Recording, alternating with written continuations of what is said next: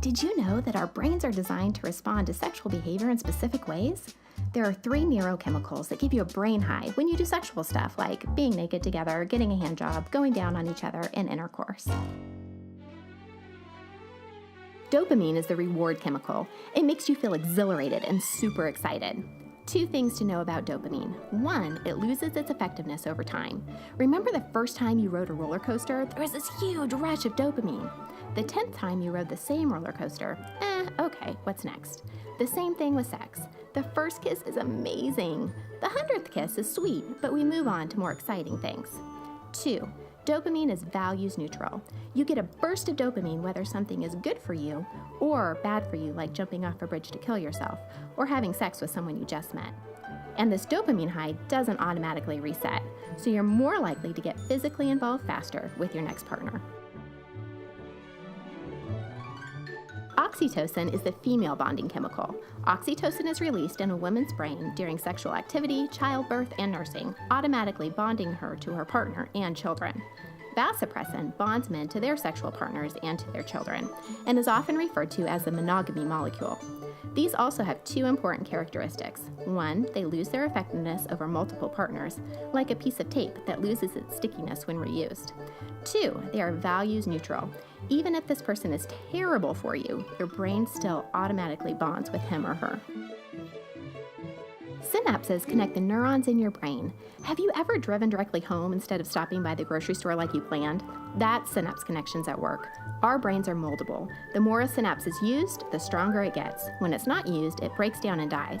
So if your habit is to only date for a couple of months or to have sex with someone you haven't known very long, your brain thinks that's normal, and it can be hard to stay in relationships longer.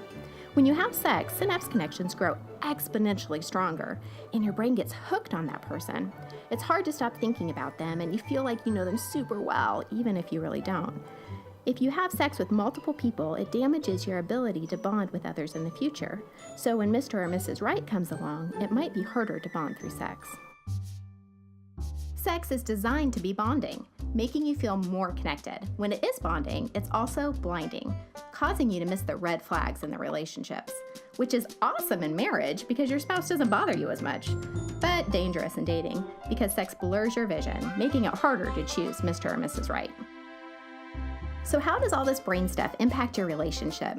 We get it. Makeup sex is more fun than working through an argument. But the problem is, those issues just get swept under the rug and healthy conflict muscles aren't built. You know those couples who are clearly no good for each other and can't work through their issues, but also can't seem to call it quits? Their brains could just be hooked on each other. Our brains don't automatically reset if we get married. Studies found that the more women a man sleeps with before marriage, the more likely he is to have an affair. The more men a woman sleeps with before marriage, the more likely she is to divorce. The choices we make now affect our future. Stop. Think. There's no condom for your brain. So how are you going to protect it? There is good news. You might be freaking out right now. Did I totally mess up my brain? But God gets us and wants our best. Remember how God created our brains moldable? Those synapse connections with old patterns can break down and die, and those neurochemicals can actually replenish. Of course, this doesn't happen overnight. It can take years for those old connections to break down and your brain to heal. You have to make new habits by doing things different, like setting your boundaries at 10 a.m. over coffee instead of at 10 p.m. in the heat of the moment. Now that you know all these things about your brain and how it works, you know that we have no control over our brain responses. But you can keep your vision clear, flex those conflict muscles, and bond with Mr. or Mrs. Right in healthy ways. The choice is up to you.